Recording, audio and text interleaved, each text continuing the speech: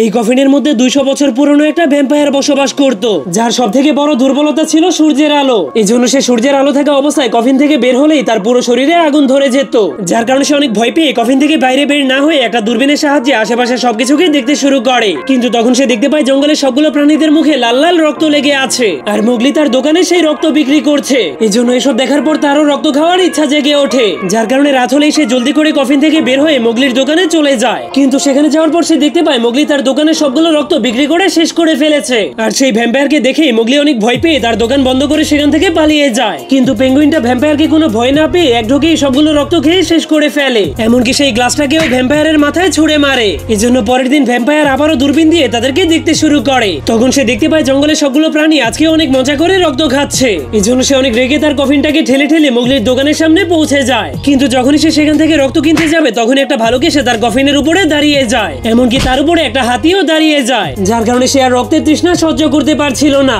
এজন্য সে অনেকগুলো পাইপকে জোড়া লাগিয়ে অন্যদের কাছ থেকে রক্ত চুরি করে খাওয়ার চেষ্টা করতে শুরু করে। কিন্তু তখনই চালাক ভালুকটা বুদ্ধি খাটিয়ে সেই পাইপটাকে নিজের মুখের মধ্যে ঢুকিয়ে দেয়। এজন্য সেই বোকা ভ্যাম্পায়ার কিছু না বুঝেই ভালুকের মুখের দুর্গন্ধযুক্ত থুতুগুলোকে টেনে টেনে খেতে শুরু করে দেয়, যা খাওয়ার কারণে তার অবস্থা একদমই খারাপ হয়ে যায়। এজন্য রাত হলেই ভ্যাম্পায়ারটা তার কফিন থেকে বের হয়ে অনেক মন খারাপ করে বসে থাকে। কিন্তু তখনই হঠাৎ করে সে দুইটা নেশাগ্রস্ত গাজরকে দেখতে পায়। এজন্য সে জলদি করে যখনই তাদের পিছু করতে যায় তখন সে দেখতে পায় সেখানে অনেকগুলো রক্ত ড্রামে করে লুকিয়ে রাখা হয়েছে, যা দেখার পর ভ্যাম্পায়ারটা অনেক খুশি হয়ে এক চুমুকেই 1 গ্রাম রক্ত খেয়ে শেষ করে ফেলে। এমনকি সেখান থেকে চলে যাওয়ার সময় 1 গ্রাম রক্তকে চুরি করে নিয়ে যায়। কিন্তু এরপর সে যখনই তার কফিনের মধ্যে ঢুকতে যায় তখন তার পেটটা বেলুনের মতো ফুলে যাওয়ার কারণে তার কফিনের দরজাটা বন্ধ হচ্ছিল না। এজন্য সে যখনই দেখতে পায় সূর্য উঠে যাচ্ছে তখনই সে জলদি করে নিজের জীবন বাঁচানোর জন্য অনেক কষ্ট করে তার পেটটাকে জাতা মেরে ছোট করে ফেলে, আর সেই রক্তের ড্রামটাকে উপরে ছুঁড়ে মারলেই তার কফিনের দরজাটা বন্ধ হয়ে যায়।